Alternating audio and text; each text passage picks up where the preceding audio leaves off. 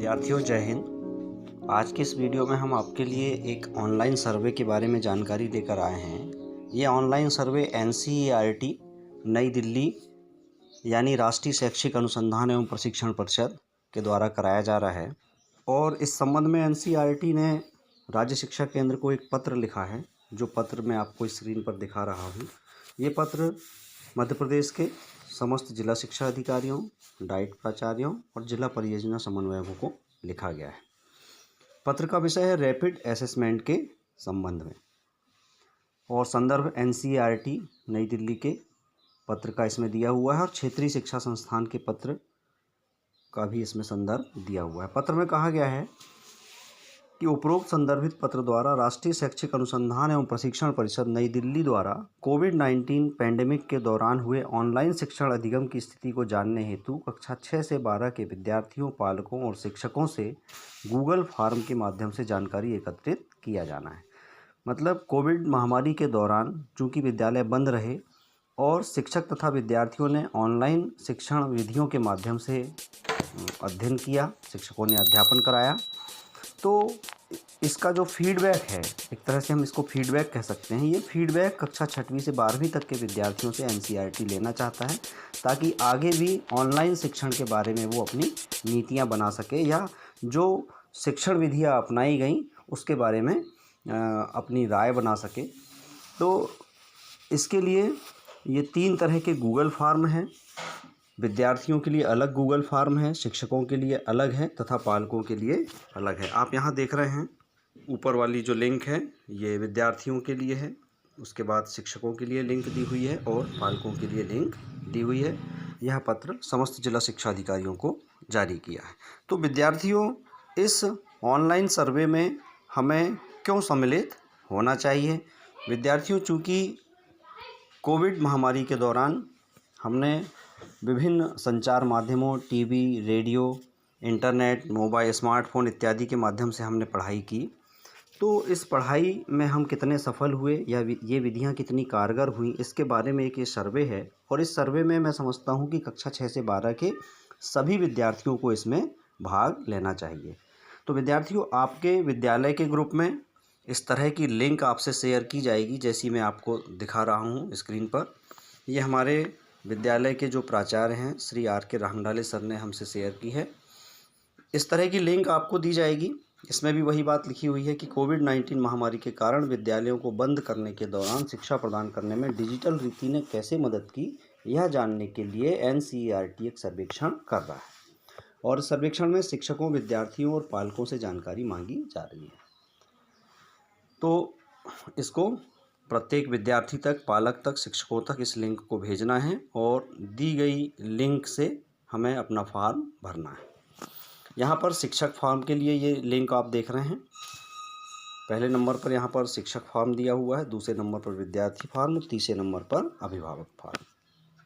तो हम विद्यार्थी फॉर्म को क्लिक करते हैं।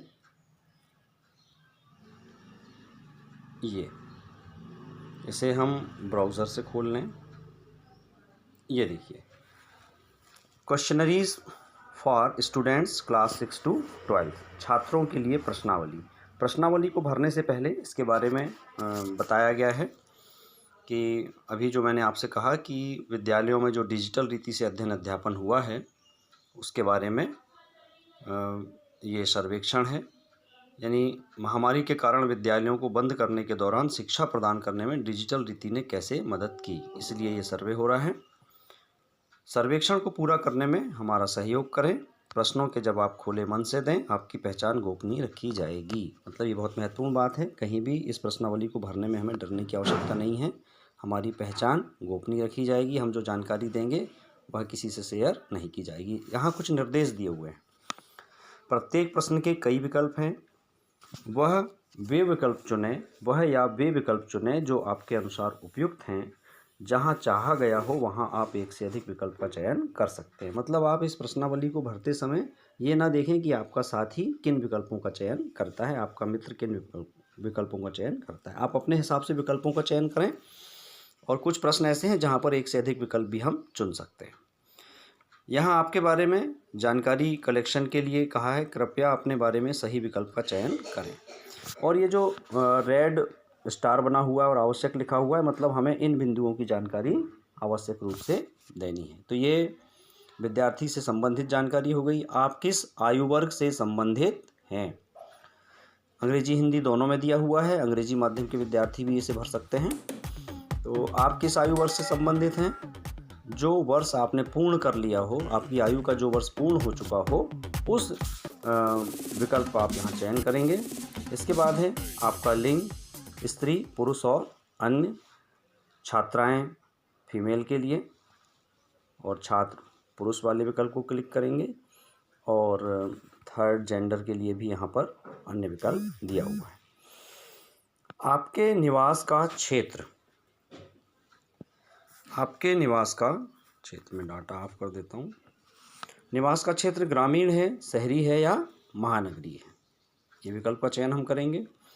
विद्यालय का प्रकार जहाँ पर आप अध्ययन कर रहे हैं, राजकीय यानी शासकीय विद्यालय है या शासकीय सहायता प्राप्त विद्यालय है, अनुदान प्राप्त विद्यालय है या निजी विद्यालय है, ये विकल्प का चयन करेंगे।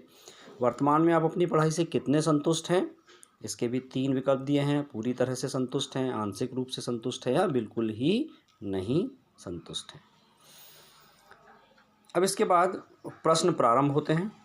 तो विद्यार्थियों, ये पहला प्रश्न है, क्या आप कोविड-19 की अवधि के दौरान विभिन्न विषयों की अपनी शिक्षा जारी रख पाए हैं? मतलब कोविड-19 महामारी के दौरान क्या आपकी पढ़ाई आप विधिवत जारी रख पाए? तो 3 विकल्प हैं, हाँ, आंशिक रूप से और नहीं। फिर दूसरा प्रश्न है, आप कोविड-19 अवधि के दौरान कक्षाओं में कैसे भाग ले रहे हैं? 1 से अधिक विकल्पों का चयन हम इसमें कर सकते हैं। और इसमें देखिए रेडियो, टेलीविज़न, बेसिक फ़ोन मतलब कीपैड वाले फ़ोन। इसके बाद है शिक्षक या स्वयंसेवक आकर कक्षा लेते हैं। आपके शिक्षक आकर के, जैसे कि आप देखें कि माध्यमिक विद्यालयों की जो कक्षाएं हैं मोहल्ला क्लास के रूप में लगाई जा रही हैं। तो अगर मोहल्ला क्लास में आप जाते हैं तो इस विकल्प का चयन करेंगे। डेस्कटॉप कंप्यूटर, आपके पास कंप्यूटर है, आप उससे पढ़ाई करते हैं, या स्मार्टफोन, लैपटॉप, टैबलेट, तो जिन जिन साधनों का आप प्रयोग करते हैं उन साधनों को आप इसमें चयन करेंगे। तो 1 से अधिक विकल्प भी हम इसमें चुन सकते हैं। फिर है, कक्षाओं में भाग लेने के लिए आपके पास उपकरणों की कितनी बार उपलब्धता है? कितनी बार उपलब्धता है, इसको समझें। देखिए 3 विकल्प हैं, हर समय, मतलब आपके पास मोबाइल, कंप्यूटर, लैपटॉप जो भी साधन है, क्या वह हर समय उपलब्ध रहता है, या फिर आपको कभी कभी मिल पाता है या कभी भी नहीं मिलता है। तो 3 विकल्प हैं। फिर अगला है कि ऑनलाइन सीखने के लिए आप प्रतिदिन औसतन कितना समय व्यतीत करते हैं? प्रतिदिन आपने इसमें कितना समय लगाया? 1 से 2, यानी इसमें काफ़ी विकल्प हैं, लेकिन आप किसी एक विकल्प का ही चयन करेंगे। 1 से 2 घंटे, 2 से 3 घंटे, 3 से 4 घंटे, 4 से 5 घंटे, 5 से 6 घंटे, या 7 घंटे, 7 घंटे या उससे अधिक। तो इस तरह से इसमें किसी एक विकल्प का हम चयन कर सकते हैं। 5वां प्रश्न है, आप द्वारा की जाने वाली ऑनलाइन गतिविधियों का चयन करें। ऑनलाइन गतिविधियां हमने क्या क्या की, इसमें आप 1 से अधिक विकल्पों का चयन कर सकते हैं। जैसे ऑनलाइन कक्षाओं में भाग लेना, आपके शिक्षकों के द्वारा ऑनलाइन कक्षाएं ली गई जिसको आपने अटेंड किया। फिर अधिगम सामग्री को खोजना, आप यूट्यूब में या गूगल में किसी शिक्षण सामग्री को खोजा आपने, तो वो गतिविधि को आप इसमें क्लिक करें, विकल्प का चयन करें। गेम खेलना, आपने गेम भी खेला होगा तो आप चयन करें। आपने वीडियो भी देखे होंगे तो आप चयन कर सकते हैं। फिर व्हाट्सएप, टेलीग्राम आदि से संदेश भेजना, आपने अपने मित्रों, सहपाठियों या शिक्षकों को कोई संदेश भेजा होगा, उनसे चैटिंग की होगी, तो आप इस विकल्प को भी चुन सकते हैं। फेसबुक, इंस्टाग्राम जैसे सोशल मीडिया का उपयोग आपने किया होगा तो आप इस विकल्प का भी चयन कर सकते हैं। एक अन्य का भी विकल्प यहाँ दिया हुआ है, यानी इनके अलावा भी अगर आपने किसी गतिविधि में भाग लिया है तो आप उसको यहाँ पर अन्य में क्लिक कर सकते हैं। 6वां प्रश्न है, क्या ऑनलाइन अथवा डिजिटल शिक्षा आपको सीखने में सहायता करती है? यानी इतने दिनों का जो आपका अनुभव है कि ऑनलाइन या डिजिटल शिक्षा ने आपको सीखने में सहायता की, तो इसके लिए यहाँ 3 विकल्प दिए गए हैं, हाँ, कुछ सीमा तक और नहीं। इन 3 विकल्पों में से किसी एक का चयन हम करेंगे। 7वां प्रश्न है, आप सीखने के लिए डिजिटल डिवाइसेस के उपयोग के संबंध में कैसा अनुभव करते हैं? आपका अनुभव आपको इन 4 विकल्पों के माध्यम से देना है। बहुत रोचक, मतलब डिजिटल डिवाइसेस से सीखना आपको कैसा लगा? बहुत रोचक, रोचक, समझने में कठिन और उबाऊ। तो ये 4 विकल्प हैं। आपको जैसा महसूस हुआ वो आप उसके हिसाब से विकल्प चयन करें। 8वां, सीखने के दौरान आपको किन कठिनाइयों का सामना करना पड़ा या करना पड़ता है? तो आप इसमें एक से अधिक विकल्पों का भी चयन कर सकते हैं। देखिए कौन कौन सी कठिनाइयाँ यहाँ बताई हैं। किसी कठिनाई का सामना नहीं करना पड़ा, एक विकल्प है। दूसरा है पावर कट, अक्सर बिजली चली जाती थी। हम टीवी में अगर कोई कार्यक्रम देख रहे हैं या लैपटॉप कंप्यूटर में कुछ काम कर रहे हैं तो पावर कट के कारण भी परेशानी आती है। डिवाइस को साझा करना, घर में अगर आपके और भाई बहन हैं वो भी ऑनलाइन पढ़ाई कर रहे हैं तो आपको अपना डिवाइस यानी मोबाइल, स्मार्टफोन, लैपटॉप, कंप्यूटर आदि साझा करना पड़ता है, शेयर करना पड़ता है। सीमित इंटरनेट संबद्धता, यानी इंटरनेट की कनेक्टिविटी आपके यहाँ अच्छी नहीं है। कभी नेटवर्क मिलता है, कभी कनेक्टिविटी मिलती है, कभी नहीं भी मिलती है। माता पिता के सहयोग का अभाव, ये भी संभव है कि माता पिता ने आपको सहयोग ना किया हो। शिक्षक के सहयोग का अभाव, एक विकल्प ये भी है कि आपको शिक्षकों से अपेक्षित सहयोग ना मिला हो, या अन्य किसी प्रकार की समस्या का आपको सामना करना पड़ता है तो आप अन्य वाला विकल्प चुन सकते हैं। 9वां प्रश्न है, कोविड-19 के दौरान सीखने में कोई समस्या आने पर किसने आपको सहयोग किया? बिल्कुल ईमानदारी से आपको जिससे भी सहयोग मिला आप इसमें लिखें। एक से अधिक विकल्प भी हम चुन सकते हैं। पहला विकल्प है कि मैं स्वयं सुलझाता हूँ। दूसरा है माता पिता, दादा दादी, भाई बहन। तीसरा शिक्षक, शिक्षक ने आपको सहायता की, या आपके मित्र। और इनके अलावा भी अगर किसी ने आपकी सहायता की है तो आप अन्य का विकल्प चुन सकते हैं। और एक से अधिक विकल्प भी हम इसमें चुन सकते हैं। प्रश्न 10वां है, आपको सुरक्षित रूप से उपकरणों या इंटरनेट का उपयोग करना किसने सिखाया? चूँकि ऑनलाइन पढ़ाई करने का हमारा ये पहला अनुभव था तो बहुत सारी दिक्कतें भी आईं, हमने लोगों से सीखा। तो आपको किसने सिखाया या उन्मुख किया या प्रेरित किया? आप एक से अधिक विकल्पों का चयन कर सकते हैं। पहला विकल्प है किसी ने नहीं किया। दूसरा है शिक्षक ने किया। तीसरा है माता पिता, अभिभावक या भाई बहन ने आपको प्रेरित किया और उपयोग करना सिखाया। मित्रों ने सिखाया या आपने स्वयं सीखा। और इनके अलावा भी अगर आपने किसी अन्य से सीखा है तो अन्य यहाँ लिख सकते हैं। जैसे अगर मान लीजिए आपने YouTube में कोई वीडियो देख करके सीखा है तो आप यहाँ अन्य सेलेक्ट कर सकते हैं। 11वां प्रश्न है, ऑनलाइन कक्षाओं में भाग लेने के दौरान क्या आपने कभी निम्नलिखित में से किसी बात का अनुभव किया है? एक से अधिक विकल्पों का चयन कर सकते हैं। ये बहुत ही महत्वपूर्ण प्रश्न है। जब हम ऑनलाइन पढ़ाई कर रहे होते हैं, चाहे हम YouTube में कुछ सर्च कर रहे हों, YouTube में कोई वीडियो देख रहे हों, उस दौरान आपको कुछ अनावश्यक संदेश या विज्ञापन आदि देखने को मिल जाते हैं। तो इसमें विकल्प दिए हुए हैं, किसी के बारे में सोशल मीडिया पर झूठ फैलाना। ये भी संभव है कि किसी विद्यार्थी ने, सहपाठी ने आपको कोई झूठी खबर भेज दी और आपने उसे शेयर किया। फिर है सोशल मीडिया पर किसी की आपत्तिजनक पोस्ट या फ़ोटो को फैलाना। ये भी संभव है कि किसी ने आपसे शेयर किया, आपने अन्य किसी को भेज दी। मैसेजिंग प्लेटफॉर्म के द्वारा पीड़ादायी संदेश अथवा धमकी भेजना, मतलब किसी को कष्ट पहुँचे ऐसे संदेश आपने भेजे अथवा धमकी दी, या आपको किसी ने धमकी दी या आपको कष्टदायक संदेश भेजे। किसी की नकल करना और बुरे संदेश भेजना, या इनमें से कोई नहीं।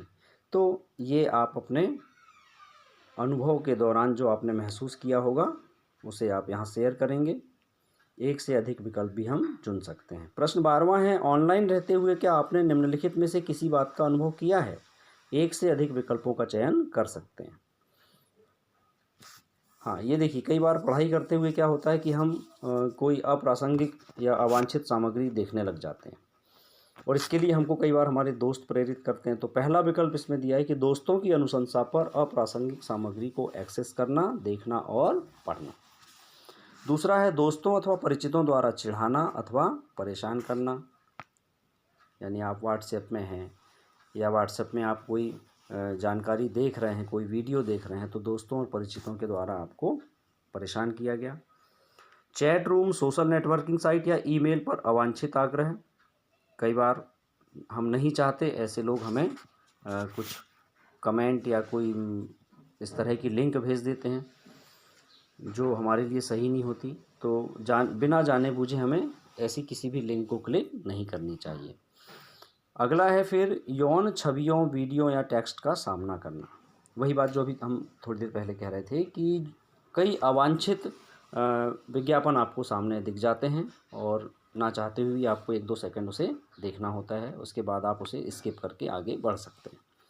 तो ये इसका भी सामना आपको करना पड़ा होगा। कोई अनुचित तरीके से मेरी तस्वीरों का उपयोग कर रहा है। ऐसा भी संभव हो सकता है कि किसी ने आपकी तस्वीरें ले लीं और उसको गलत तरीके से प्रस्तुत कर रहा है या शेयर कर रहा है। कोई मेरी अवांछित तस्वीरें ले रहा है और उन्हें प्रसारित कर रहा है। तो इनमें या इनके अलावा भी अगर आपको कोई अनुभव हुआ हो तो आप अन्य वाला विकल्प चुन सकते हैं। आपको जो भी इस तरह के अनुभव हुए तो आप इसे एक से अधिक विकल्पों का चयन कर बता सकते हैं। और इसको बताने में हमें डरना नहीं चाहिए, क्योंकि ये सर्वे जो है ये NCERT के द्वारा किया जा रहा है। तो हम जो भी जानकारी देंगे तो ये गोपनीय रखी जाएगी और इससे हमारी निजता पर कोई असर नहीं आएगा। हमारी निजता का इसमें सम्मान होगा। प्रश्न क्रमांक 13 है, यदि आपको ऑनलाइन या डिजिटल सीखने के दौरान किसी भी समस्या का सामना करना पड़ता है तो कौन आपकी सबसे अधिक मदद करता है? 4 विकल्प हैं। शिक्षक, माता पिता, अभिभावक, भाई बहन के लिए दूसरा विकल्प है। दोस्त के लिए, फ्रेंड्स के लिए तीसरा विकल्प है। और इनके अलावा भी कोई आपकी मदद करता है तो अन्य का विकल्प चुनें। क्या आपने कभी इंटरनेट का उपयोग करते समय किसी हानिकारक, अप्रिय वीडियो, संदेश, विज्ञापन, ऑडियो आदि का सामना किया? ये भी बिल्कुल इसकी संभावना है कि कई बार आपने हानिकारक या अप्रिय वीडियो, संदेश आपके सामने आ गए और आपको उसे देखना पड़ा। तो इसमें बहुधा मतलब कई बार, दूसरा विकल्प है कभी कभी, और तीसरा है कभी भी नहीं। 15वां और अंतिम प्रश्न है, क्या आपने कभी डिजिटल या ऑनलाइन शिक्षा के कारण तनाव, क्रोध, अवसाद, चिंता आदि के लक्षण महसूस किए? चूँकि हम घंटों मोबाइल या कंप्यूटर, लैपटॉप में पढ़ाई करते रहते हैं, तो तनाव होना, स्ट्रेस होना, चिंता होना, इस तरह के लक्षण भी अनेक विद्यार्थियों में देखे गए हैं। तो क्या अगर आपने ऐसा महसूस किया है तो इसमें 3 विकल्प दिए गए हैं, बहुधा यानी कई बार, और कभी कभी, और तीसरा विकल्प है कभी भी नहीं। तो विद्यार्थियों, इस तरह से हमने इन सभी प्रश्नों के उत्तर यहाँ सेलेक्ट कर लिए। इसके बाद यहाँ आप देख रहे हैं कि सबमिट करें, रेड कलर के एक बॉक्स में लिखा है सबमिट करें। तो सभी प्रश्नों के आंसर करने के बाद हम इसे सबमिट करेंगे। लेकिन चूंकि यहाँ पर हमने किसी भी प्रश्न का उत्तर सेलेक्ट नहीं किया है, इसलिए इस फॉर्म जो है सबमिट नहीं होगा। तो आप सभी प्रश्नों के उत्तर देंगे, विकल्पों का चयन करेंगे तो ये सबमिट हो जाएगा। और सबमिट होने के बाद आपको योर रिस्पॉन्स इज़ रिकॉर्डेड, इस तरह से एक मैसेज लिखा हुआ आएगा। तो विद्यार्थियों, इस वीडियो को अपने सहपाठियों से भी साझा करें तथा उन्हें बताएं कि इस तरह का जो सर्वे है, इस सर्वे में भाग लेने से हमें कोई परेशानी नहीं है, बल्कि सभी विद्यार्थियों को इस सर्वे में भाग लेना चाहिए तथा अपने माता पिता, अभिभावकों को भी इस सर्वे में भाग लेने के लिए हमको प्रेरित करना है। आशा है आज के इस वीडियो से आपको इस सर्वे को कंप्लीट करने में सहायता मिली होगी। इसे अपने सहपाठियों से शेयर करें। अपने अगले वीडियो तक के लिए नमस्कार, जय हिंद, वंदे मातरम।